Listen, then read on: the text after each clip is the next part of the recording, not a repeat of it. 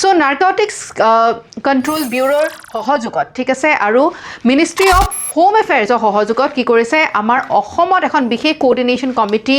লেভেলৰ এখন মিটিং কৰা হ'ল আৰু এই মিটিংখন অৰ্গেনাইজ কোনে কৰিছিলে narcotics control bureau under the vision document of drug control 2026 to 2029 সমগ্ৰ নৰ্থ ইষ্টৰ ভিতৰত আটাইতকৈ বেছি ড্ৰাগছ ৰিলেটেড কেছেছ আমাৰ অসমত পোৱা যায় কিয় পোৱা যায় তাৰ বিষয়ে আমি বহুতবাৰ আলোচনা কৰিছোঁ কাৰণ কি আমাৰ নৰ্থ ইষ্টৰ কাৰণে আৰু নৰ্থ ইষ্টৰ থ্ৰুদি আমাৰ গুৱাহাটী বা আমাৰ যি অসম আছে অসমৰ মাজেদি এই নিচাযুক্ত দ্ৰব্যবিলাক পাৰ হৈ যোৱা পৰিলক্ষিত হয় অসমখন এখন কৰিডৰলৈ ৰূপান্তৰিত হৈছে আৰু কৰিডৰলৈ ৰূপান্তৰিত হৈ যোৱাৰ লগে লগে ইয়াত থকা বহুসকল লোকে এই ড্ৰাগছৰ মোহত পৰিছে ড্ৰাগছৰ আসক্ত হৈ পৰিছে যেটো কাৰণত আমি ড্ৰাগছ ৰিলেটেড কেছেছ গোটেই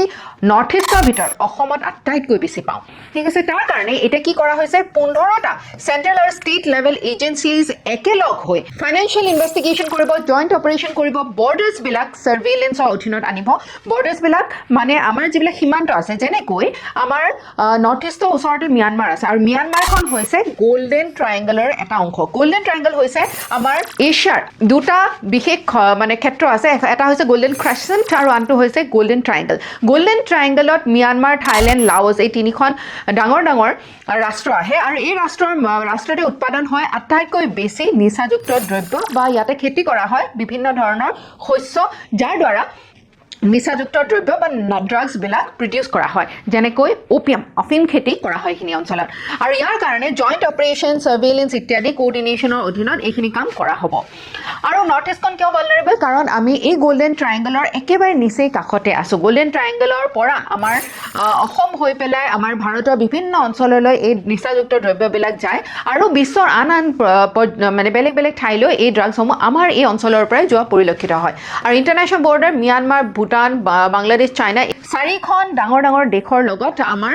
সীমান্ত আমি শ্বেয়াৰ কৰোঁ গোটেইখন ডাঙৰ নহয় বাৰু ভূটান একেবাৰে সৰু তথাপিও এই অঞ্চলবিলাক নিচাযুক্ত দ্ৰব্যৰ পৰা যথেষ্ট বেছি প্ৰভাৱিত আৰু ম্যানমাৰত যিহেতু বহু দিনৰে পৰা বহু দশক জুৰি ইয়াত এটা গৃহযুদ্ধ হৈ আছে আৰু বহু অঞ্চল এতিয়া ৰেবেল গ্ৰুপছ যিবিলাক কোৱা হয় যে সন্ত্ৰাসবাদৰ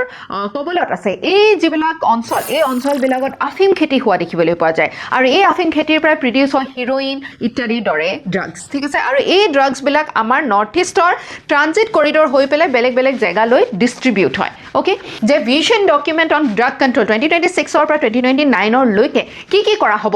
তাৰ কাৰণে এই বিশেষ প্ৰজেক্টটো লঞ্চ কৰিছে মিনিষ্ট্ৰি অফ হোম এফেয়াৰ্ছ আমাৰ গৃহ মন্ত্ৰালয়ৰ দ্বাৰা আৰু যিটো ভিজন ৰাখিছে কি ভিজন ৰাখিছে যে আমাৰ ভাৰতবৰ্ষখন আমি ড্ৰাগ মুক্ত কৰিম ড্ৰাগ ফ্ৰী ইণ্ডিয়াখন আমি গঢ়ি তুলিম